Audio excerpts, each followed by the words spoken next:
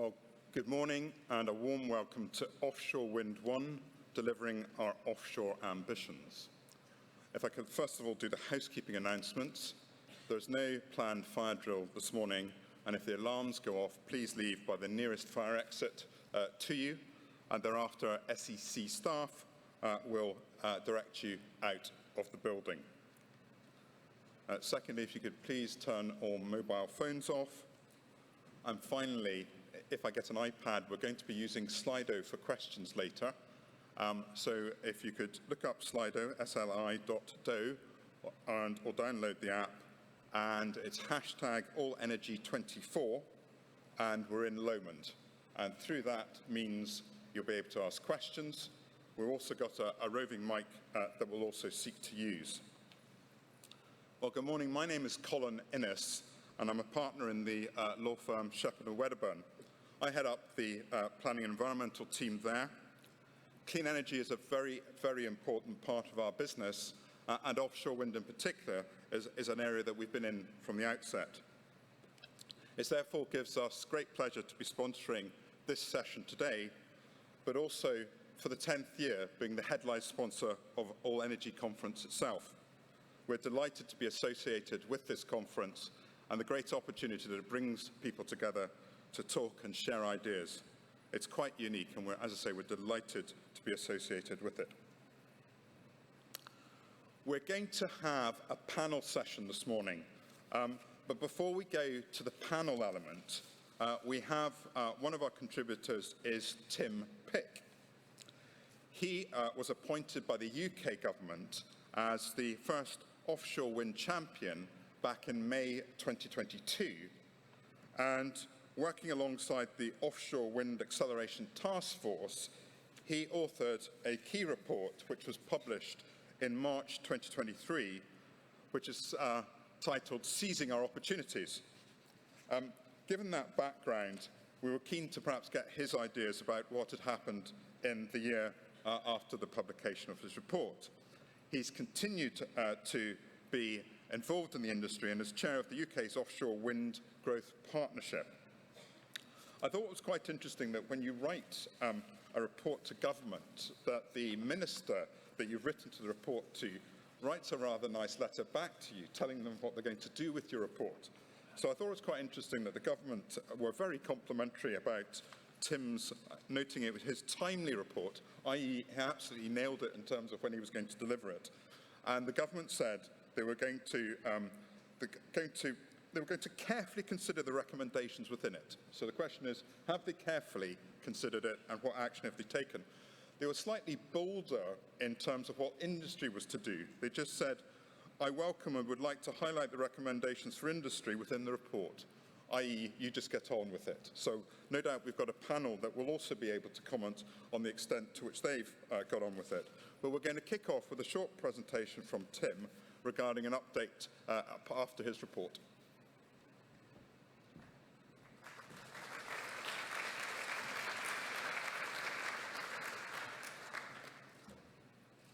Thank you, Colin. And I guess my legal training taught me always to meet a client deadline, so there you go. 1 year on, time really does fly. Some would say it's exhausting. If I look back at offshore wind over the past year, it's actually quite similar to dealing with my 3 teenage kids at home. Euphoric one day, depressed the next. Daily mood swings all played out on social media. In their case, Snapchat and Insta, in our case, LinkedIn. Let's call it passion. With that in mind, I want to get us off to an upbeat start, and this will be an upbeat presentation. I'm not going to get into detail over grid connection delays, radar mitigation challenges and who pays for them, the failure to get Berwick Bank through the planning system in time for AR6. We'll leave that for the panel. And I'm also going to focus on the UK. Obviously, that's my backyard in terms of the role I had. But I do want to touch on 3 takeaways from other markets and some interactions over the last year. First of all, I would just say we're not alone in this endeavour. And many of our overseas friends are watching what we do in this country and learning from us as we seek to build out an offshore wind-heavy energy system.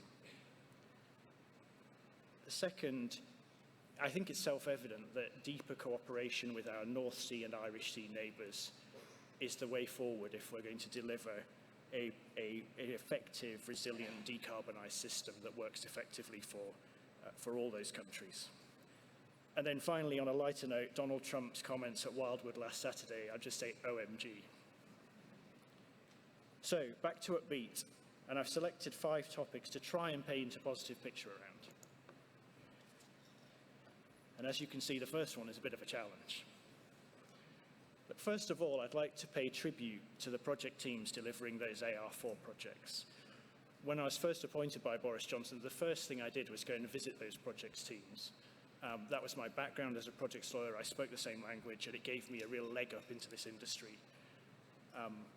The majority of those teams have somehow managed to get their projects to FID, despite the supply chain and interest rate challenges that arose after the round's budget and ASPs were set. And I guess, Danielle, we might hear from you on how RWE are now repositioning the Norfolk zone, hopefully, for future success. I've said before that I saw AR5 as a game of chicken between industry and government where neither side blinked. And frankly, we all lost, consumers and the environment, as well as the companies and the government. Did it have to be that way? I'm not sure. But going back to and I guess it certainly wasn't a great start to the new annual regimes for CFD auctions. But back to the Upbeat point, and on the bright side, I'm still hopeful that we'll look back and see it as a moment of correction, when the UK doubled down on offshore wind as a core generation technology for its future energy system. And now to AR6. Others on the panel will, I'm sure, have views and will express them forthrightly in the discussion. But on pot 3, I think we need to be getting to a place where the implementation matches the policy rhetoric. So we need to be pulling through 6, 7, 8 gigawatts a year of new fixed bottom offshore wind capacity, in line with the stated target of the government of 50 gigawatts by 2030. And the auction parameters need to be set up to deliver on that basis. On pot 2, there's clearly a case to look at that again following the 11th hour consenting of Greenvolt by the Scottish Government, which added to the already qualified stepping stone projects. You know, AR6 presents an interesting opportunity for the UK to get right back on the front foot for floating offshore wind and send a ripple of confidence through the ports and supply chain in this country. And then looking beyond to AR7, we'll get the implementation of Sustainable Industry Awards, and beyond that, we have the delights of whatever flows from REMA, and I really hope they'll be sensitive to the unique position of offshore wind in the outcomes from that process. Moving on. There are many reasons why supply chain development has been a major focus over the past year. Global politics, impact of the Inflation Reduction Act and corresponding EU policies, the ongoing turbine arms race, and some current and predicted bottlenecks in the supply chain. Let's not also forget the critical absence of sustainable profits in the supply chain, a key risk factor for the sector as a whole. The past year has also been a time of taking stock on what we want from a successful UK supply chain. Going back as far as 2018, the chief scientific advisor was saying we're missing an opportunity here. And I guess unexpected for me and quite a surprise was the first couple of press releases that came out after issuing my report were not from offshore wind developers or OIC or Renewable UK. They were from the RMT and the GMB, with Nick Lynch and Gary Smith, perhaps unusually saying we agree with Tim. The work done over the past year on the supply chain capability analysis and industrial growth plan has been really superb, exactly what the OAT supply chain subgroup envisaged at the time. It's been a great example of public and private collaboration. And the funding side of that seems to be coming together by hook or by crook. So we've had the Giga Fund, which was mentioned in Claire Coutinho's opening remarks this morning. We've had the Scottish Government's £500 million package. We're seeing the Crown Estate, England and Wales dipping its toe into this water with their Accelerator Fund. And we hope for more developer-led OWGP-style funding going forward. Obviously, next year we'll see the Sustainable Industry Awards, and we'll see how that complements those packages. Hopefully they will all revolve around the IGP. And we shouldn't, while we're in Scotland, forget the SIM, which has been effective at prioritising the investment requirements in this country. We have all the tools coming into place for success in this space.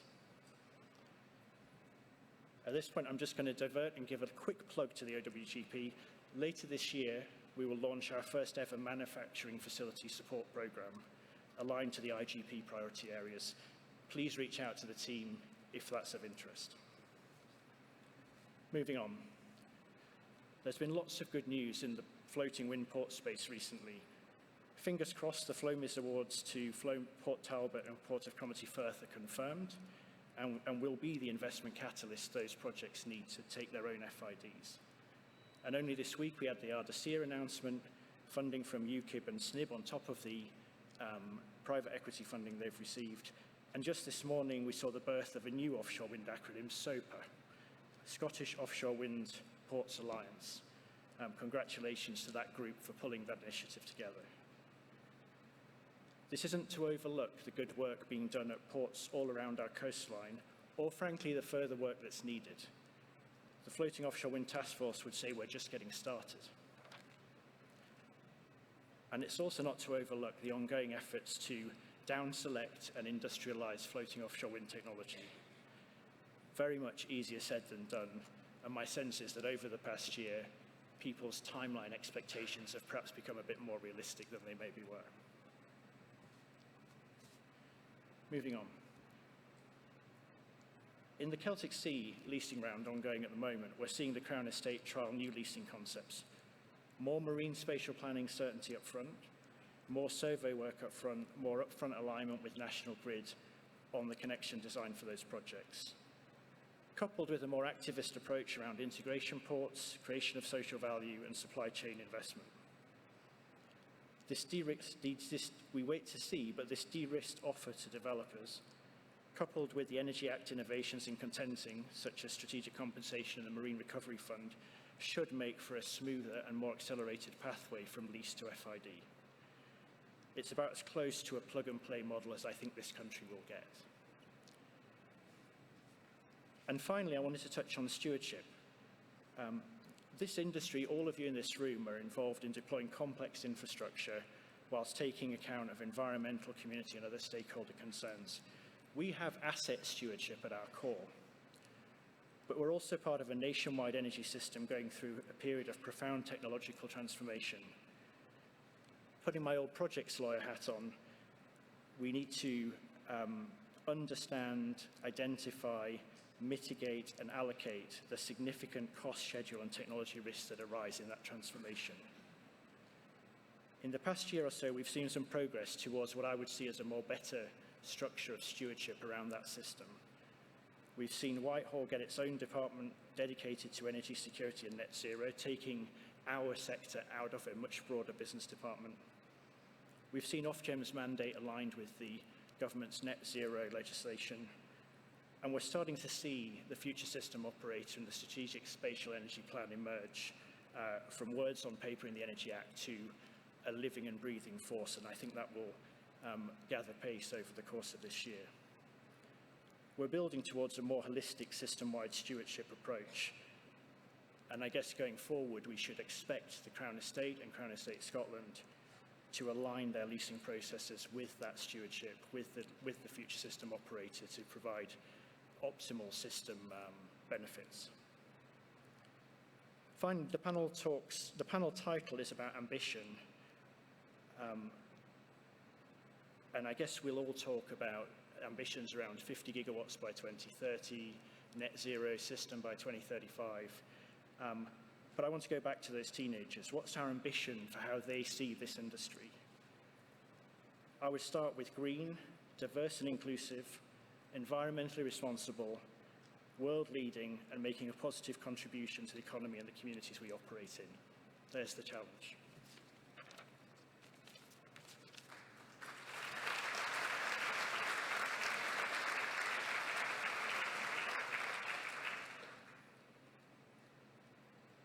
Thank you very much, Tim, for that excellent overview. We're now going to have a panel session before we move into the questions. And we have a really outstanding panel today.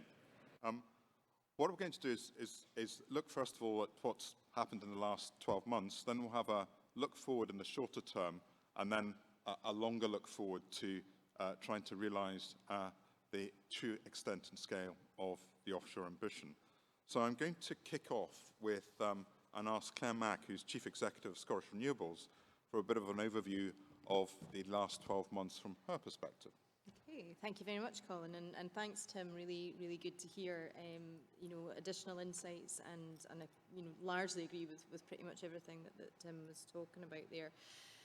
I think I'm not going to focus on the last year, actually, Colin. I'm going to go back, a few years, and if I think about offshore wind as a bit of a three-act play, I think we are all kind of used to that sort of roller coaster effect that we sit on, and actually I'm sitting in a relatively positive place right now, because I understand that for some projects and for the developers that probably have a slightly different perspective, but I'm sitting somewhere relatively positive, because I think we've gone through a phase of when we went to the sort of Scotland leasing round here in Scotland, jubilation. If we were at this event that year, and I certainly at the kind of offshore events that both ourselves and our UK host, that was what we were feeling, was, there was just this absolute feeling of celebration.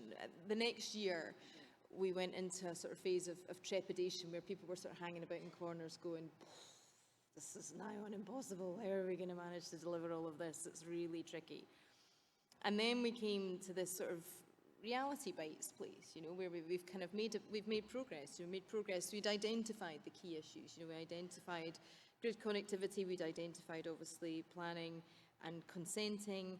In the midst of all of that, the external environment changed and shifted, beyond belief, in all honesty, and Tim talked about the ER4 projects. Absolutely, people, it's really rarely understood the absolute impact that those external forces, which were totally beyond our control, have had on the offshore sector, and yet it comes back, bounces back, not fully, but enables us to sort of send key messages to government, which is, the ER5 auction was a real sort of wake-up point, and I hope something that allows us to have a lot more purchase in that conversation when it comes to ER6, because I think, again, we're absolutely right, there needs to be some changes made to that before we get to ensure that we can actually, we're never going to be able to make up for having, the empty auction in terms of ER5, but at least will help to get us along more of a pathway in terms of ER6. So in that third act of this play,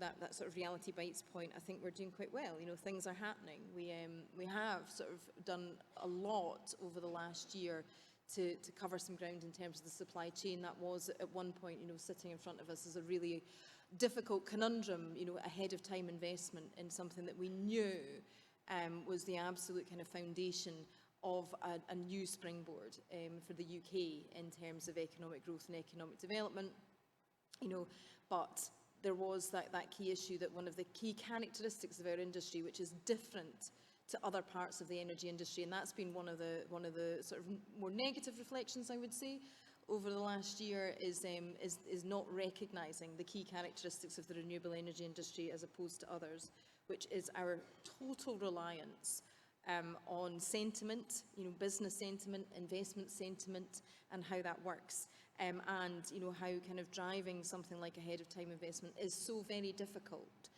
given the kind of milestones and the pathway that we have to follow, that we naturally follow, because of just the difference, like say that characteristic difference. But now we've got money on the table, big money on the table for supply chain. We've now got a narrowing down, that thing that we've always been telling government.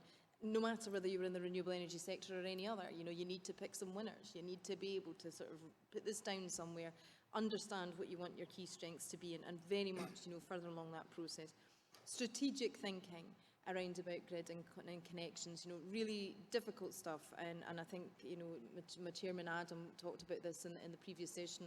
We're on absolutely the same page as that. Hats off. I spent 20 odd years in regulation before I came into this role. And I don't think I've ever seen regulators move, and it's the agile word, isn't it? That was a key buzzword all through the kind of 90s and up to the 2000s, was agile regulation. And we've done it. We're bringing forward some really, really good stuff here. And just the next step of that is aligning it to make sure that it all kind of works really, really well. The other thing that I think, if I was to sort of look through the last year, and I'll base this just on our own statistics, because, we have a real issue that we continually talk about, is how we gather statistics around the industry and how we demonstrate our value. Tim talked about the two organisations who jumped on his report first and foremost. We do have to be very clear about, the jobs and the value that we're creating. We are here as businesses, and we are here to drive, net zero, but also economic growth. Again, you heard that in the ministerial speeches earlier too, that really close connection between energy and economy.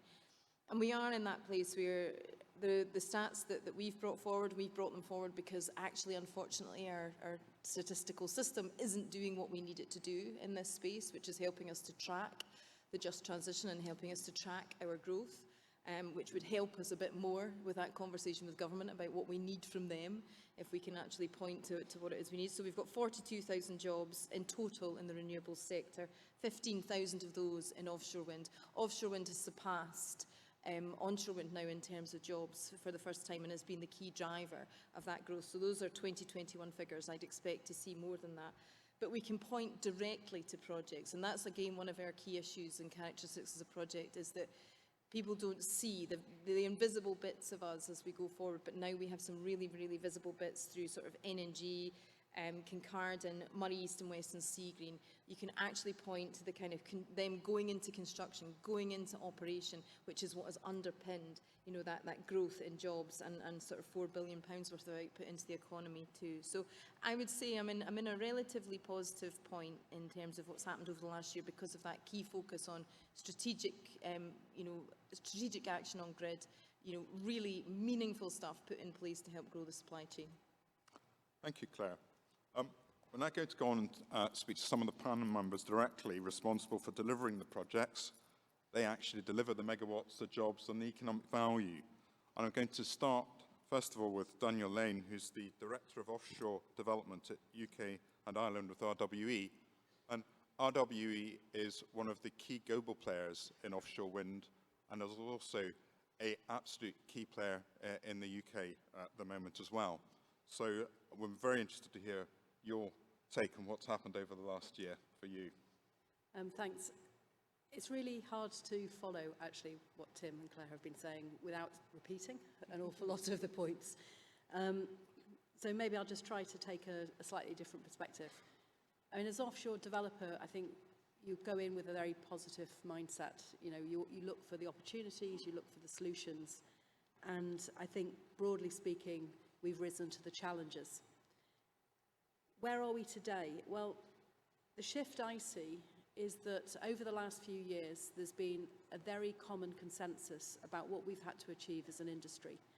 And a lot of that has been around, in fact, I would say for a good period, the only thing we were focused on is reducing the overall cost of energy from projects. And the reason was we were very new technology, we needed to mature, but also it was recognised that as part of the just transition, as part of the change in moving our energy system from a high carbon to low carbon intensity, we needed to make sure that was affordable, not just for business, but also for consumers. The difference I see today is I begin to see that that's shifting, that's weakening in that focus, and it means that we as developers have a real challenge, because we still have to be competitive, we still have to deliver projects that are the best for consumers, but we're facing headwinds. Everyone has widely discussed the challenges we've seen from rising inflation, interest rates, the challenges with the supply chain. That's all justified, of course, but we also see an increasing burden put on us from governments who are having higher expectations about the other things we should be delivering as an industry. I'm not saying this is wrong, but what I am saying is that it's changing the focus of what we need to deliver as a development company and as an industry overall. Some of those things come with the job. Security of supply, for example, wind has now, and offshore has a very high penetration in our system, to the extent that we're really focused on looking at alternative things that we can do to manage the overall constraints and capacity challenges that we have. Jobs and supply chain development that have been mentioned, how we bring economic benefit to the country and countries that we operate in, because this isn't something the UK alone is looking at. This is a global demand put on companies. So where does that supply chain land? And should it just be developers who are the drivers in bringing that investment, that inward investment to countries? And then there are additional things. For example, in the UK, the Crown Estate are, in fact, in their view, de-risking rounds, but actually they're putting quite a lot of constraint on us as well in what we can do and the innovation that we can bring to projects and how we think about delivery. We're not alone in that. You know, you see auctions across the world where we're paying a lot of money in terms of bidding, pre-winning a project, that has to go somewhere. We're all complicit in this, and I'm not saying it's the wrong model. I'm just saying that it's changing the focus of what we are doing as an industry when our previous focus has entirely been on reducing cost of energy, and that has changed. I think some of the things that Tim mentioned as well around Marine Compensation Fund, the additional things that we have to do to get consents and planning conditions that we have, the military radar topics that we talk about, all of these add to our business cases. So whilst I am optimistic about the future of the industry, I think what we do need to understand is where we're going. What is it we are delivering as companies in order to be able to be successful in the next 10 years, in the next 20 years of development of this sector? It all can be done, but it can't be done at any cost. And I think that's something that we really need to have a serious discussion about. I suppose the final elephant in the room, if you can call it that, is grid access. It's an increasing issue for all projects in the UK across all technologies. So offshore wind isn't unique anymore in the conversations that we're having in terms of how we access grid capacity for new projects. We're certainly not alone in the UK. There are other countries where this is a similar challenge. But again, the distinction that we've got is that in the UK, the OFTO regime means that we carry a lot of risk as a developer ahead of time, and we have a lot of cost ahead of time. And I think certainly something that maybe Laura will comment on is the impact that might have on the supply chain as well, in terms of securing the capacity that we need to be able to build out that grid in the long term. So that's a lot of problems. The prize that we've got is that the UK is still one of the best markets for delivery of offshore wind. We've got the seabed, we've got the wind resource, and we have a policy framework that does allow us to deliver. There's been a lot of really good work that's been done over the last year and beyond, well, more than the last year, in trying to address some of these challenges. But it's certainly the case that we're working in a different environment than we were, say, 10 years ago and even 5 years ago. And that's something that I think we all need to recognise, and we need to maybe adjust our thinking and step up in a different way. Thanks. Yeah, thank you very much for that, Danielle. I think one of the key takes is the UK loves the policy that cuts across, and we have to balance issues against each other. UK tends to not like target-driven approaches because you can be measured against it. And as we see, we're layering in more of those balancing exercises, which sometimes can detract from the focus of actual delivery, which at the end of the day, in terms of our ambition, is obviously the key. I'm now going to ask Jonathan Cole also to comment on this. Jonathan is the CIO of Corio Generation, which is a global offshore wind business headquartered in London, with over 30 gigawatts of projects across Europe, Asia, and the Americas. As well as having that role, Jonathan is also the chair of the Global Wind Energy Council, so very well placed to also comment on these issues. So, Jonathan, let's hear your views. Thank you, Colin, and hi, everyone. So I think I would start by saying this, that there's probably never been a more important time than now to be doing what we do. But it's probably also fair to say there's never been a more challenging time than now to be doing what we do. And if we look back over the past year, most of the news flow has been looking at the challenges and the negative aspects. But there are some positive shoots that can give us some optimism. I think thinking about this then just globally, so I look at this across our global portfolio, as Colin said, and also quite actively play a role in the Global Wind Energy Council. And we see these headwinds occurring everywhere in the world, and they are headwinds like interest rates. Now, cost of energy from offshore wind is probably driven more by cost of capital than any other input. And what we've seen in the past year is cost of capital going up at a rate quicker than we've seen for about 40 years. And to put that in some perspective, most projects being developed by balance sheet players that had went through some kind of price setting process had set a price based on the cost of capital plus a spread of about 2%. So when interest rates go up by 3 or 4%, those projects are immediately underwater and they're no longer sustainable or investable. And something has to be done about that. That's before you even then take into consideration the fact that over the past year we've seen inflation affecting our industry in a way which is probably much more profound than it has been reported in the wider society. So we hear a lot about CPI and RPI and all these things. But in offshore wind, we've seen aspects of the supply chain escalating by 30, 40%, some cases even doubling.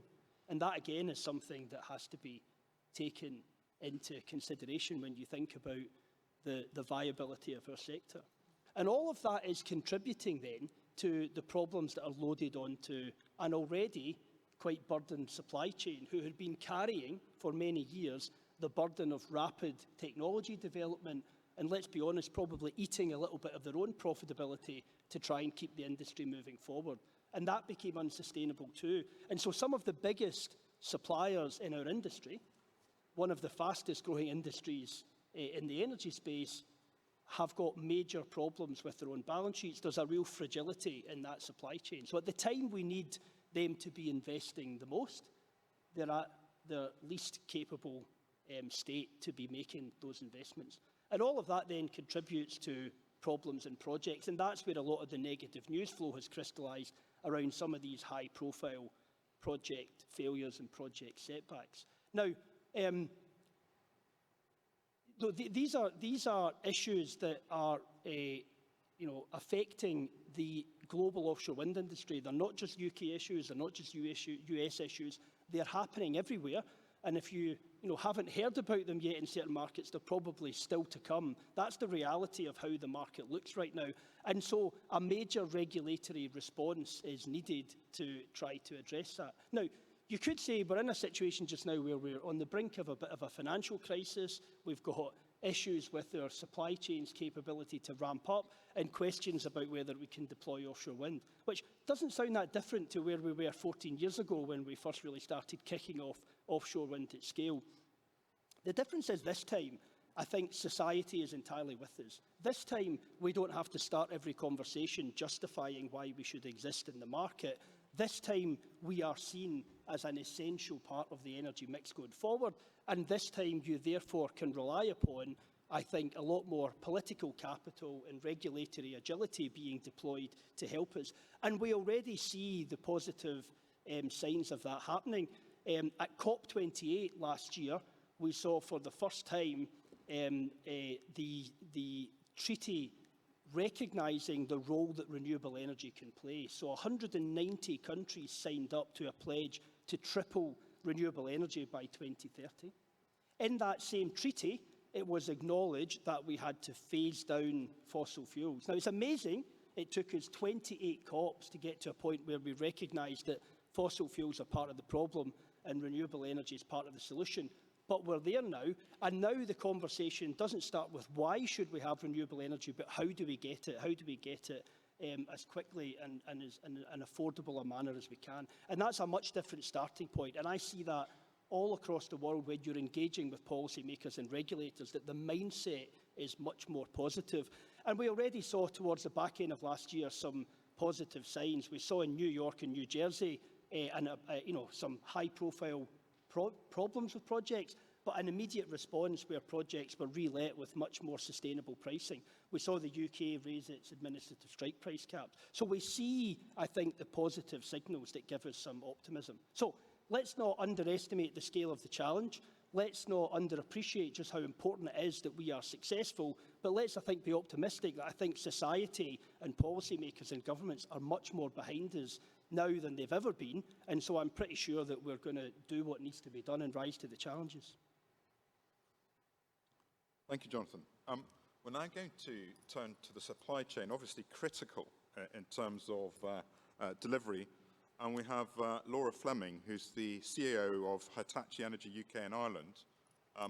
Prior to that, Laura worked also for 10 years with Siemens Gamesa. So she's somebody who's got a wide and deep experience in the supply chain field. And I couldn't help but note last week that there was a major announcement that RWE and Hitachi had signed an agreement for a fairly large-scale agreement on HVDC technology procurement. So active at the moment. I'm very interested to hear your views on how the last 12 months have gone. Yeah, thank you, Colin. And of course, that was a very nice announcement. I'm very pleased to be, working with our customers, RWE, very closely together on delivering offshore wind. And I think it's a reflection also in terms of the culmination of a lot of work that has been done over the last year in order to be able to secure the delivery of your projects in the time frame that you need to see those projects moving forward. What we're seeing in Hitachi Energy and across the supply chain, I think there's a couple of things I just want to touch on. So first of all, grid actually is now being discussed, right? So if you see the change, even since I stepped into my role just under 2 years ago, grid was not really a topic that was discussed by government, by politicians, and now we see this is actually complete part and parcel of the discussion as a recognition that there has been gross underinvestment over the last 30 years in the grid that we have managed just to be able to keep it moving forward, and that no strategic investment was actually coming forward. That rhetoric has now completely changed, where we see strategic planning moving forward. We see now plans to even address planning and permitting in a much more strategic fashion as well, so that at the end of the day, the programs and the projects can be delivered according to the plans and according to the targets in a much more coherent and coordinated fashion, which is, for me, is a really, really great development to see that happening, and actually see that happening suddenly so quickly. And I think the other thing I was going to say is in terms of the supply chain and the investment that we're seeing, in terms of offshore wind, but also in terms of the development of the grid, is absolutely critical, because actually without the now strategic investment into the grid, these projects cannot be connected, and actually we can't transport the electricity from the places where it is being generated to the places where the consumption is going to be. So the capacity needs to increase. We need to be able to connect projects in a timely fashion, but also the grid needs to be much more resilient than it is at the moment. And there are lots of different things going on, and also the increase of renewable energy onto the grid is something that we're all dealing with in terms of how is that going to affect the stability of the grid overall. And we're doing a lot of work around that to ensure that that stability and flexibility and agility will be there. Maybe just picking up on a comment actually that was made also around cost, and actually the focus so far on offshore wind to be driving down the cost. And I think really it was born out of two ways. One, to prove that actually offshore wind is delivering not only a sustainable energy future, but actually also best cost for the consumer at the end of the day. And I think we've totally done that. The other thing now is to understand how can we now leverage that moving forward, and how can we actually ensure that the industry is mature and secure enough that it actually attracts investment at the rates that can be affordable. The increase in terms of the CFD price cap has been really helpful, I think, really giving a nod also that, you know, pricing, keeping the pressure in terms on the price and wanting to get that lower and lower, was actually achieving a result that was not favorable, because actually it was pushing the development of the technology further and further to the point where the development of the technology goes so quick, we can't actually keep up with it. And actually we've got the technology that we need in order to deliver, at least until 2035, what we need to do.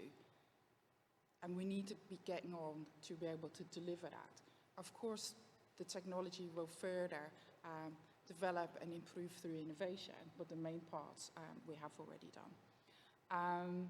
And I think in terms of the other thing that we'll be seeing, that you also mentioned, Jonathan also mentioned, you know, we're in a global race here. And so far, also when I'm speaking with government, I still see that recognition is not really there. And we are world leaders in offshore wind, and we have got a really good opportunity to stay there. But we really need some really swift action in order to be able to get the investment into the projects and then further develop the industry going forward. So very positive moves, a bit more work to be done. Thank you, Lara. And finally on the panel, I'm going to invite Adam Bruce to talk about what's been happening to him over the last 12 months. Somebody who's been in the renewable industry for a very long time, and also in particular in the offshore sector as well. He's a senior fellow at the Global Wind Energy Council and is now also the global envoy for the new marine environmental NGO, Ocean Energy Pathway. So over to you, Adam. Colin, thank you, and it's an absolute delight to be here in Glasgow today. You asked me for my reflections on the last year. I spent 6 months of last year on sabbatical, so I'm very happy to share with you stories from my holidays and learning Italian in Florence, but I suspect that's not why we're here.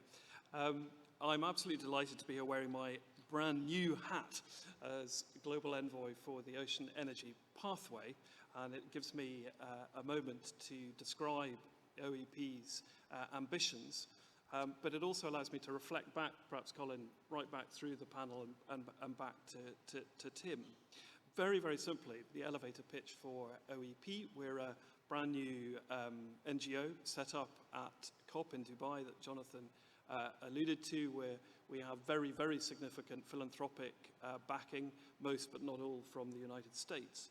And we've been given a very simple mandate, which is to work with governments in countries that are blessed by offshore resources, not all wind, but marine renewable energy resources, to take all of the learning that Tim has alluded to and all my fellow panelists have talked about over the last 20 minutes and help them to accelerate the deployment of offshore wind in a way that enables them to benefit from all of the hard graft that we've done here in the UK, because that ambition is enormous, but also the challenge is enormous as well. If we're to meet the trebling of renewables capacity that Jonathan alluded to, that means that we have to deploy 2 terawatts of offshore renewable energy by 2050.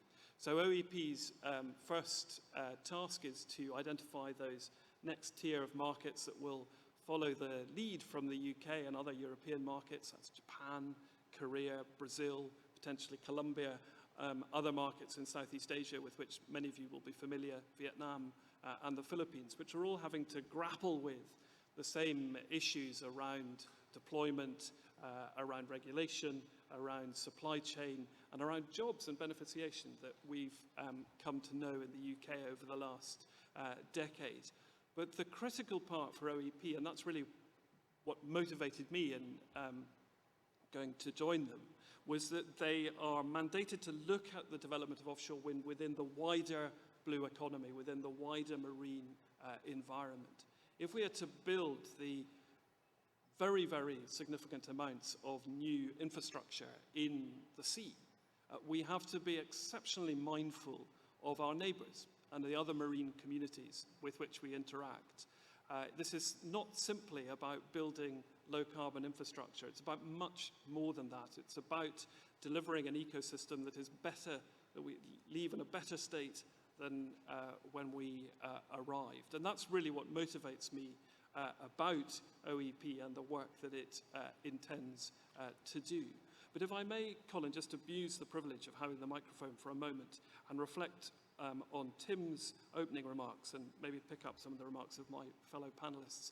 I think 10 years ago to this day, I stood at that podium, or one like it may actually have been in Aberdeen, if I remember that far back, to talk to all of you about the Offshore Wind Programme Board, which had just come into existence, incubated by, and I'm pointing to Ben Sykes, incubated by the Offshore Wind Industry Council, the first two multi-letter acronyms to emerge out of the offshore wind sector. But the OWPB was given a very simple task, to identify and remove barriers to deployment of offshore wind. And I think if you put me in a time machine in 2014 and sent me forward to here, I would genuinely not have believed that this industry would have achieved quite so much. And I, you know, if we were all wearing hats, I would ask you to take them off, because I think sometimes we overlook the colossal achievements we've made as an industry over a relatively short period. So I suppose, sitting slightly removed from the rest of the panel, I have two advantages. One, that I can look in from a global perspective into the UK, and secondly, with that benefit of that length of time. Not every other country has that opportunity of taking a decade to get to where we are now. They're going to have to do it in 5 years or 3 years or even 2 years. But the learnings that we have gathered in this industry, in this country over the last 10 years are going to be significantly important if we're going to meet those targets that we so need to do in order to combat climate change and limit global warming to less than 1.5 degrees centigrade. Colin. Thank you, Adam. Particularly interested in that ecosystem one, because that is getting increasing traction and is already, again, being partially reflected in policies that we're having to look at in terms of delivery of projects. So yes, I think that is a very real and up-and-coming issue.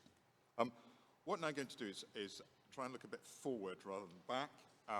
This is an election year, definitely for Westminster in the next 12 months. It's going to be change. We've already had recent change in Scotland, and no doubt there might be change elsewhere too. But what I wanted to do is try and focus in on what we collectively as an industry should be seeking out of this political change. Last month there was quite an interesting report published by the Renewable UK, Onshore Wind Industry Council, Crown Estate and the Crown Estate Scotland, headed up, called the 2024 Offshore Wind Industrial Growth Plan. And it's expanding the horizon of the UK's offshore wind supply chain. So very much balanced on the second part of the equation. Yes, we want as much megawatts built as possible, but we also want to make sure that we maximise the economic opportunities arising from what is genuinely a generational opportunity. So the question is what we should be doing. What would the asks be? And one of the interesting parts of this document is that it actually costs things. So it's very clear on what they estimate various government interventions or private interventions would cost. And it builds a sort of shopping list of things which are likely to be more deliverable than others. So it's a helpful tool perhaps for government to say, well, let's look what we can do and what we can afford.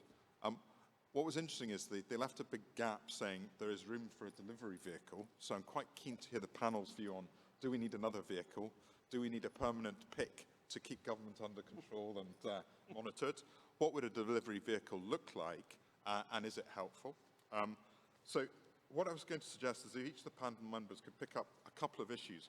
And in this, I'll probably pick up a couple of questions that have been raised so that so there's a question about floating as a huge opportunity. but technically risky, what else could government do to support the de-risking and bankability of these projects? A second issue raised by a question is education, apprenticeships, and the reskilling training are going to be vital in order to meet their energy demands. What needs to be done to invest in people, which I think is another great question. And I've also got another question which raises issues about involvement of the Chinese companies in the offshore supply chain. And that's obviously quite an interesting topic in Scotland, and one which has been quite controversial. So those are some topics. I'm just going to ask down the panel, and just if you could have just a couple of points that you feel could make the real difference and you'd like to see government commit to over the next 12 months. Tim? Okay. I mean, I actually have 63 points, and they're all written down in a report last year. You're only allowed 2. You just tick them off. No, I'm actually going to flag 3, I think. So, look, that industrial growth plan is quite a unique document. It's a public-private collaboration. It tries to set out a roadmap for growing the supply chain in this country and the sort of economic benefit side of it. Obviously, I would strongly ask an incoming administration of any type to continue with that, so we have that multi-year, long-term industrial strategy that, frankly, we've been missing, I think, for a long time in this country, not just in our sector, but in other sectors. In terms of delivery body, you won't be surprised to hear that as the OWGP chair, I'm totally against any new acronym appearing. So we'll just put that on the table. In terms of 2 other things, I think there's room for some work to be done around the CFD. Maybe it's around how what I was chatting to Dan McGrail the other day about the theatre of the process and the sort of budgeting and ASPs and stuff. But getting back to that alignment with targets, so that drumbeat of 6 gigawatts, 7 gigawatts, 8 gigawatts every year, year after year. We have, if you look at today, we have 10 in the pipeline eligible to bid this year, 10 gigawatts, including some of the rebid capacity from last time. We've got big projects coming through. You look at Berwick Bank, it's 4 gigawatts by itself. Hopefully it will qualify next year. So we have the ability to start delivering at a pace which not only meets the government's stated targets, but also provides that certainty of order flow through the supply chain and ports, which builds confidence. So I think something around moving away from this theatre of budgets towards the rate of build, I think is an important thing. And then finally, and this is a bit of a bugbear of mine, and Danielle raised it as well, I have no idea why, as an electricity consumer in this country, I'm paying for radar upgrades of any type. That feels to me like a taxpayer responsibility. And I also don't really understand why offshore wind developers and onshore wind developers are even in the room on the conversation. I think it should be a government responsibility, full stop. But I've said that to about as high as you can get and not get any traction so far, but maybe there's an opportunity with a new government.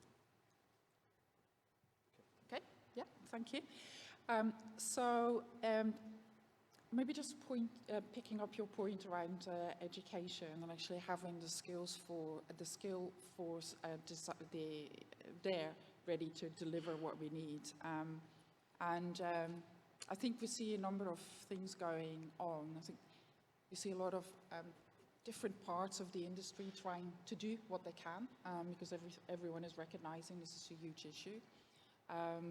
I think there is recognition from the government now, finally, as well, that this is a huge issue. But I think we really very quickly need to see all of this coming together. Because there's a general, and I've spoken about this before, I think there's still a general misconception in terms of the jobs that the industry can actually provide to people. One, that they are maybe very engineering focused, and this is only for a few people. Actually, we need people from various backgrounds with lots of different skills, not just technical skills, in order to be able to do, what all of us are trying to do here. And I think we've got a really compelling story to tell to people as well. Maybe back to Tim's, wish list for the teenagers. It's world leading. it's green and it's changing the world. And if that can't galvanize some additional people to come and work for us, I don't know what will. But it needs to come together, and it needs to be built together between government, Department of Education and industry going forward. And I think in terms of the supply chain and the investment into the supply chain and the industrial growth plan, I think it is a really useful tool, really setting out the shopping list in terms of the key components that are critical for the UK, and also where we can see we can develop the expertise and the knowledge and the know-how in order to build out more and capitalize on that, and eventually, export that around the world. I think the top issue for me at the moment is grid, and it was encouraging to hear Laura say that this is now talked about, so things must be happening. For me, though, it's about the public acceptance that grid infrastructure is going to be needed for the energy transition, and how we have, as a country, a discussion around what that looks like and how that impacts communities. I think it's beginning to happen in pockets, but there needs to be a much more coherent picture that's built and a bit of ownership taken. And that isn't just for offshore wind, it's across all technologies, as I said earlier. So it can't just be us as a sector who tries to do this alone. A bit like the skills topic, actually. We need lots of skilled people, but so does the rest of the energy industry. But we're not going to be able to deliver all of these great projects without access to the grid. I mean, that's going to be the limiting factor, in my view, not just for fixed foundations, but also for floating. For floating, I think the question was about de-risking. Overall, I think the pace of deployment isn't as fast as we want it to be. And as a consequence, the deployment of floating is being pushed out as well. In terms of de-risking it, what can government do? I think it's the same kind of things that we've been through with fixed foundations. We've grown up as an industry delivering monopiles and jacket foundations over a period of time. And yet with floating, we seem to be wanting to jump right in at the deep end, so to speak, with large-scale projects very quickly. And that's partly driven by the experience we've had in trying to capture supply chain benefit for the UK. My ask would be, let's look at this a little bit differently. Let's see how we can develop the supply chain for floating, not independently of the projects, but not just relying on the project developers to deliver that themselves. And I think that, for me, would be a real step change in what we can do jointly in bringing forward the industrial benefit of that particular foundation type compared to what we've done in the past. Yeah, no, wholeheartedly agree with all of that, and I think I've got nothing better to add on that point, and except to sort of build a little, which is that acceptance that we're on a journey with floating. You know, you're absolutely, you can't just jump in there, and whether, you know, firm supporters of CFD would never say anything otherwise, but is it fit for purpose for this task? It's great for driving low-cost volume. Is it great for driving industrial development? Probably not. There's some very sharp minds in Westminster who can think about this and probably could come to the same conclusion on it, which is that, you know, it's not going to be exactly the way that you would develop an industry. I think the technology point is really, really important as well. I think it's a real big conundrum. You know, it's not sort of standardization versus innovation, but it is, you know, we do have a really big technological issue to solve here, and it is about, you know, what kind of foundations do we want, which ones are going to be of best value to us, which ones are going to be safest to deploy, which ones, you know, and trying to pull all of those kind of different parameters together and really finding a way of doing that. We've been really good, actually, at collaborative models. I know everybody rolls their eyes when you use the word collaboration, but we have started to see it bear fruit.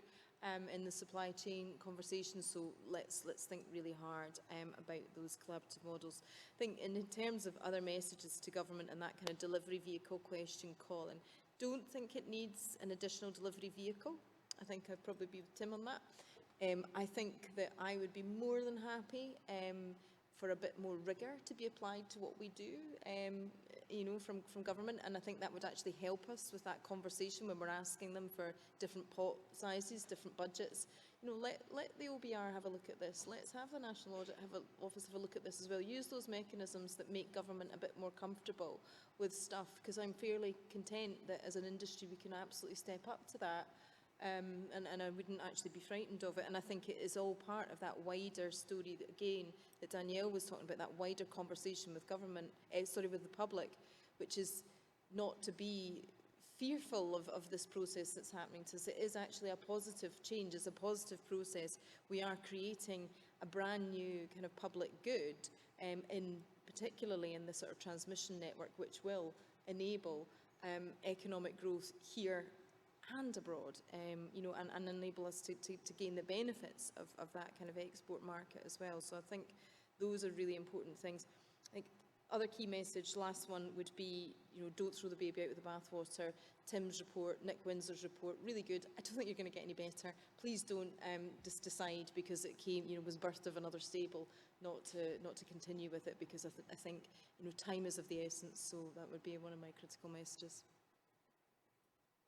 Okay, so I think what I'll do then is I'll give a bit of a commentary on what I think the hallmarks of a good manifesto would be, right? But then what I will also do is dare to take on the Chinese question, okay? So in terms of a manifesto, whether it's in the UK or any of the other democracies which are looking at elections this year, there's a few fundamentals. One is clear signals that the energy transition is essential and it's a good thing, right? Because let's be honest, we get mixed signals. In this country, we've had, you know, the famous inventing policies like 7 bins and mandatory carpooling so we can ban them. We've recently had, you know, the issue about oil and gas licenses overlapping with offshore wind sites. These are mixed signals that aren't helpful, and what we need is clear signals that we want this and that the energy transition is a good thing and it's not part of some woke conspiracy. Second thing is we need a clear and time-bound commitment to address regulatory barriers, grid planning, etc. Third thing we need to solve, route to market, and I think this goes to what Danielle and Laura and others have mentioned, is we need to actually recognise the value of the product that we bring. This is not about getting the cheapest electricity. This is about investing in decarbonisation, in energy security, in energy price stability, in long-term energy price reduction, in critical infrastructure, in jobs and skills. That has a value and it has a cost, and both of those should be reflected in the route to market. And the final thing is we should not be afraid to use public money to address some of the big enablers in a way that crowds in private money, not crowd it out. So we should actually be willing to say, let's put significant amount of money into ports. Let's think about the big vessels we need for the next generation of offshore wind, and let's put public money to work there. Let's look at these other things that private money is reluctant to go to on time, and let's use it in a positive way. And if we get that right in the manifesto, I think that's a pretty good start, right? Next thing, the Chinese question. We've heard a lot about this week. And I think that we need to be careful. When we talk about the energy transition, we tend to use quite binary language. You know, you're pro-wind, you're anti-wind, you're pro-net zero, you're anti-net zero, you're pro-China, you're anti-China. And the reality is, in the energy transition, things are much more complex and nuanced than that.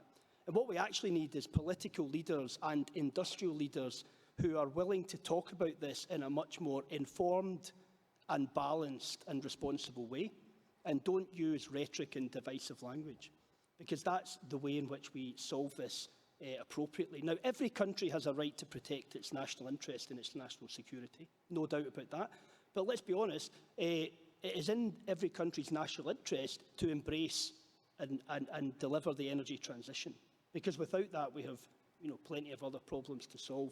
And with that in mind, I think there's a couple of realities, right? Firstly, if you look at the amount of deployment needed in renewable energy to hit these energy transition targets, and you look at the current capability of the supply chain, and actually the Global Wind Energy Council and Boston Consulting Group have done a report on this that I'd recommend you look at if you haven't already.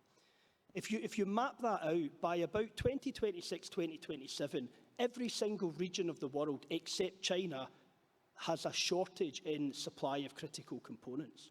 So if we extract China from the supply chain, what we're actually going to do is delay the energy transition and make it more expensive, and that's not in our national interest. The other thing, the reality is, right now, even the Western equipment that we buy has a significant proportion of Chinese content within it. So taking China out of our supply chain, it's already probably too late, and it would be far too disruptive to even try. So I think what we need to do is find a way, instead of going to unilateralism and protectionism, find a way to stimulate positively growth in our own local supply chains and use multilateral processes to promote free and fair trade. So that means if a particular supplier or country is breaching fair trade rules, of course they should be held to account. But we shouldn't then hold that everything that country or that supplier does is in breach and somehow ostracise them from the market. Because, if you take everything that I've said, it is inevitable that if we want an orderly transition, if we want a timely transition, if we want an affordable transition, we have to have Chinese supply chain engaged. And if you're going to have Chinese supply chain engaged, why on earth would you not want the investment in a huge manufacturing base right here in Scotland to be the hub for supplying Europe with that equipment? Surely that's a good thing, or at least it deserves a more balanced discussion than what we've been seeing over the past couple of weeks. So I think it's something we need to think about in a much more nuanced, much more informed way. And I think that, that it's something that we should be much more open to if we do want an orderly and effective transition. Yeah,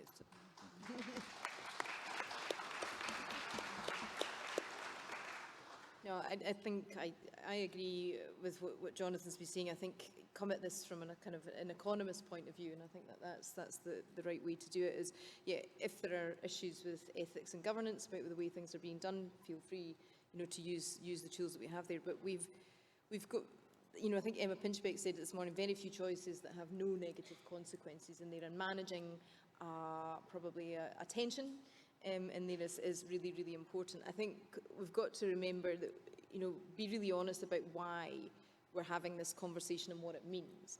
We've seen China, revolutionise the solar market because of the way that they've approached it, and what they've done there in terms of cost reduction. And we can't deny that a lot of what we've talked about over the last few years has been to emulate that model, serial manufacture, and to sort of work on technologies and innovations that will help drive down costs.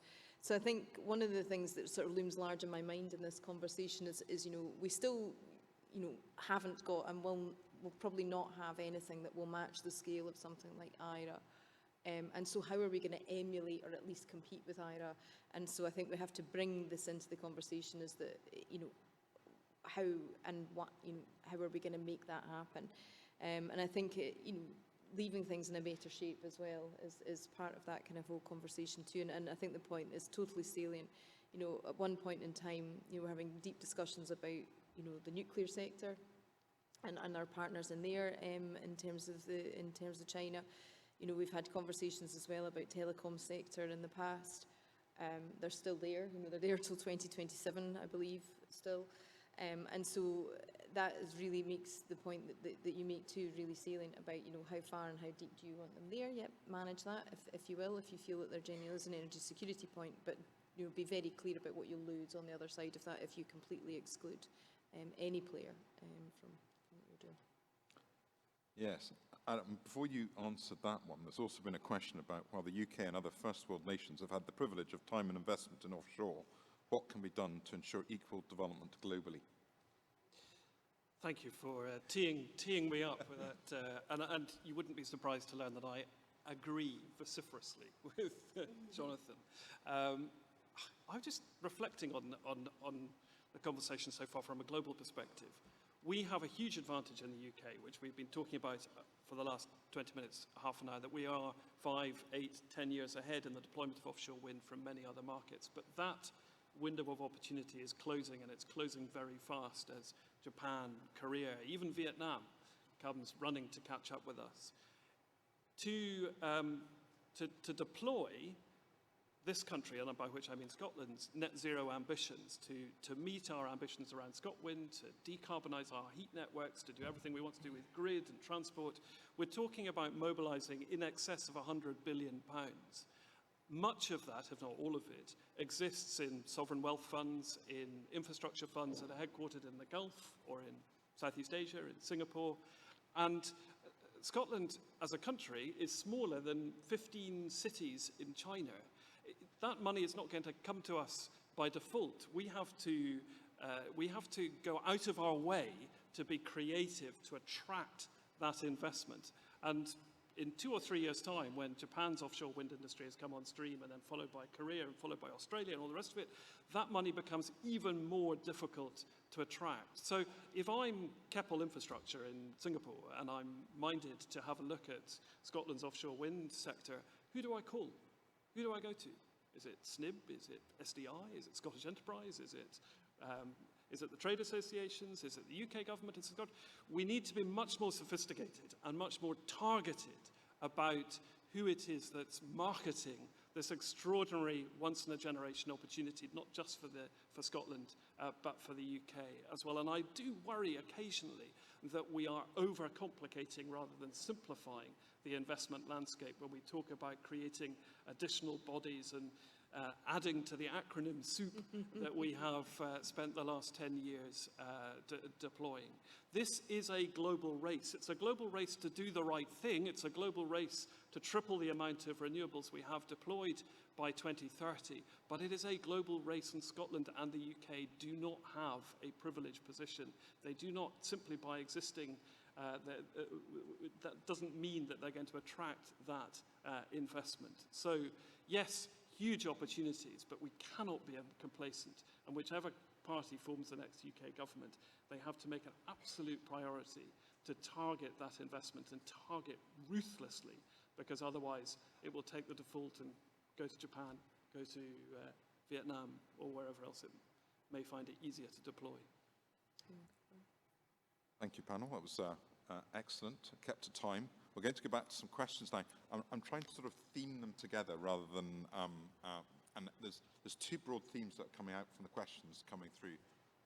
First is grid, and the second is quite a few questions on offshore floating. So we're going to talk about grid, and there's two key themes that come out of the questions. The first is the waiting times for HVDC and HVAC technology. I suppose, Larry, you're the best person to speak to in terms of what can be done to work through that as a constraint, and how are the supply chain responding? Yeah, thank you. The delivery times for HVDC and HVAC equipment is increasing significantly. And the way we're at Hitachi Energy are addressing that is, exactly what you referred to earlier in the type of agreements that we have with RWE. And actually what that is allowing us to do is to move away from a project-by-project approach, but we're working in programs that allows faster delivery and also security, allows us to build up our supply chain as well. And the other thing that allows us to do is, and I said earlier, we have all the technology that we need in order to deliver the 2030, 2035 targets already. What working in programs and in partnership allows us to do is then also to see how can we then take the learnings from one project onto another project and really work on that standardization topic, because actually that is one of the areas that will allow us to move faster, deliver projects in a more timely fashion, but also build up the visibility across our supply chain that we need in order to ramp up the capacity. So again, making things more simple, being able to move things more quickly and faster. And this is probably one for developers. I had a suggestion that in terms of a delivery model, should we have an OFDO to build non-radial assets? Could this address the coordination issues faced by generators and delivery? So as a developer, would you prefer to be in control, or would you like the OFTO brought in? I mean, that's an interesting question, but looking at who's currently coming into OFTOs, I don't think they'd be that interested in doing that side of it. It's a development risk type approach. What as developers you would feel about that, or would you prefer to keep the control? It's not a straightforward answer. The OFTO regime has been set up and has been successful in bringing financial investors into the market. So at this point, I'm not sure any of them would be able to step up and deliver the full infrastructure in the way that we deliver it. That said, there are other models. In the Dutch market, the German market, the transmission company deliver the assets, and there is benefit of that. The risk is delayed delivery, and I think our current experience in the UK is that we don't have a lot of confidence that grid connections are delivered on time. So there's a real risk there. Commercial arrangements can be put in place to manage that risk. The advantage is that they have bigger buying power. And back to Laura's point, it allows visibility for the supply chain of what's going to come. I suppose one final point, so it's a very mixed bag really. The final point I'd make is that we have been involved in a project to try and look at coordination of a couple of wind farms with some offshore infrastructure. It doesn't necessarily always come out as cheaper. So there is a question about the right cost benefit and how we make sure that what we deploy is the right assets at the right time at the right price. Colin, you want to have a... Yeah, sure. So I think everything Danielle said makes a lot of sense. I mean, this is one of those nuanced and complex areas. I'm going to go against my previous comment and probably make a comment which is a bit broader. But I mean, it occurs to me that one of the big bottlenecks everywhere you look at offshore wind is that the build out of the transmission system never comes on time. And the reason for that is usually because there is a lack of strategic planning of the network, and there is a lack of willingness to make anticipatory investments in the network. And so networks tend to be built out in a very point-to-point, just-in-time way, which isn't actually fit for purpose when you're trying to revolutionise your electricity system the way we are. I think OFTO was a successful model for what it was there to do originally, which was to try and discover the lowest cost of capital for building out transmission assets. But it was also anticipated in the original design that eventually the OFTOs themselves would be building, and that the generators would only be building for the first few occasions while that market grew its technical capability. And that never happened because the regulation didn't really allow for that. So, I mean, my view would be that if you really want to get this done on time in the most efficient way, you do need a more strategic approach. You do need to allow more anticipatory investment, and therefore a point-to-point financial transaction process is probably not the best way to do it. You're better putting it in the hands of a regulated system operator who's actually mandated to deliver what we need when we need it. The other sort of broad theme of questions has been on floating wind, which is obviously a key to the scale of longer-term ambition, particularly in Scotland.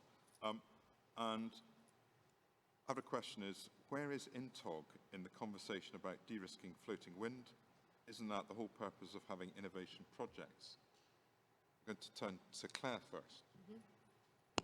Right? Yeah, I think I think we all sort of accept that INTOG was probably a bit of a surprise in the process, but yeah, it has value because it allows for that kind of stepping stone into the projects. I guess where we're having a lot of conversation about is where its place sits within the CFD system as well. And you know, there's differences, I guess, between the innovation and the TOG side of that. And again, what is it you're driving your CFD to do? What is it there to deliver? And does it genuinely sort of tick that box, I guess, in there? I think one of the other things that, you know, the great inherent value that's coming from that is that we've got you know, the big challenge that we've not really mentioned yet on this panel really is consenting. You know, we've done really well. You know, Tim's talked a lot about the industrial side through his report. We've talked about the sort of networks and transmission side through the Windsor report. There's a bit of a gap in there, isn't there, in terms of the consenting stuff, and how would you, you know, we talk a lot about fast-tracking consenting, right? And I think that's a sort of a bit, for me, a slightly difficult phrase. And so we need to sort of think about how we can use those INTOG projects to learn a bit more about consenting properly and responsibly. And I think, you know, we have to potentially move ourselves. You know, the only way really to accelerate consenting, as I understand it, you know, and I'm no expert, I can see experts within my eye line right here who would be able to tell you a lot more about this, is that there aren't many steps you can take out of that process. You know, you know, in any other kind of process, you would try and do some stuff in parallel to try and speed it up a bit. You know, one of the things that we've just got to accept with a lot of the environmental and consenting stuff is that we're going to learn a lot as we go. And that's probably where the inherent value, I think, for me, is a lot of the sort of INTOG projects comes, is in that kind of learning by doing sort of space, which is that we probably are going to have to get ourselves to a point where we need to think of, you know, to do a PIC or Windsor type review on that, use this to help us do that, and get to that kind of react and respond space, because that probably, I think, is the only way to really fast track this, is that we all have to get to a point where we're dead comfortable that when we start to see something, we've got a good science base in place to be able to analyse it and assess it, and we've also got a bit of a plan B in our heads around, right, what do we do about that? But getting to that kind of compensation and compensatory frameworks agreed sort of level about what the value of each and every part of that process is also super important. And I guess for me, that's kind of where INTOG probably sits quite firmly in that process, is that they have the first mover advantage, but also, you know, make sure that we use that wisely to help enable that, you know, the larger scale stuff that's coming at the back of it. Yeah, and I suppose Berwick Bank may not have got over the line this year, but Greenvolt did in almost record time. So it does show that the consenting processes are there to actually drive these type of projects forward. I was just going to come to Tim. Obviously, we've now got a consented project. Route to market for these types of projects. What's the UK government got to do to create the right climate for that investment to take place? Look, it's a good question about whether the obviously we've talked a little bit earlier about the sort of the CFD process, and I guess it seems to me floating offshore wind at the moment is going to be expensive in this system. And the question is, how much investment are you prepared to put against that to seize that first mover advantage that Claire talked about? So it will be an expensive technology, but do you just say, you know what, we are going to lead this, we're going to be bold, we're going to sort of put a budget there that allows these things to come forward? You know, the original concept was a stepping stone approach. Greenvolt is really interesting because it's kind of disrupted that orderly stepping stone. I guess we probably all regret that no floating wind came through in last year's auction to provide the interim step. So in terms of other ideas, I mean, if we go back to the early days of fixed bottom offshore wind, back to the start of the CFD process, we had concept of FID enabling CFD or investment contracts. And I sort of wonder whether we shouldn't be going back to something a bit less aggressive on the auction side to get some of these, let's say, medium-sized floating wind projects away, perhaps coupled with some of the port investment we need. You know, I didn't see any point in consumers paying an expensive strike price for an early floating wind project if it's going to be towed in from Rotterdam. So there's a point in here about the market structure, what you use. Do you use an auction or do you use something else? And are we ready, basically?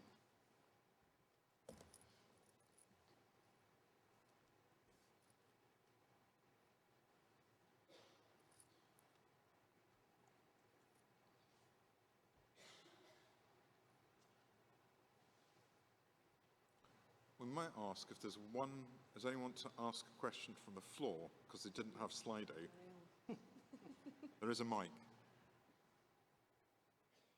I was supposed to offer that opportunity, so if anyone wants to, there's a mic come down to the floor if you may.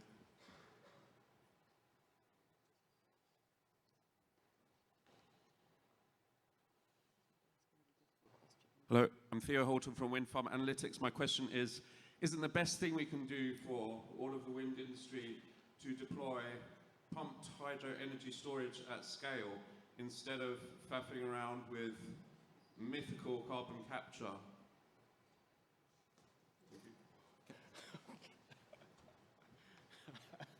Claire, there's one for you.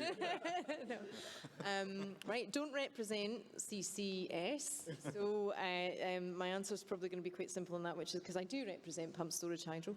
And so, yes, you can, there's a definite place for the sort of proven technologies, the ones, you know, and everybody accepts that pumped storage hydro is an absolute no-brainer, you know, from the point of view that massive boost in terms of construction skills and that kind of economic space, but also absolutely necessary in terms of a patchwork of storage. And I think that that's one of the things that we're going to hopefully get a bit more clarity on as we go forward, which through things like the Strategic Spatial Energy Plan, and others. But I think one of the things that I would be really clear about is that one of the big issues that the Strategic Spatial Energy Plan is going to unearth as it goes is the need for us to really join up a lot of different policies.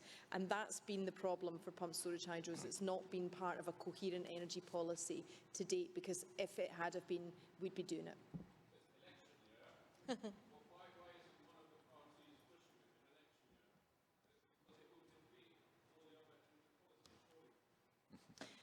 I think we're still waiting for UK government to come forward and believe it's pretty imminent. So I think that's the way it will make its way into sort of manifestos. Great. Well, thanks for that. Slightly off pitch, but well answered. I would just like to thank you all for attending Offshore Wind this morning. I wish you all the best for the rest of the conference. There's lots of really exciting talks and a series of really interesting talks on offshore wind, and I really hope you enjoy the rest of the conference. I'd like to ask if you can just join me in thanking the panel for taking the time to take time today to give their views in a very candid and open way. Really grateful for your contributions. Thank you.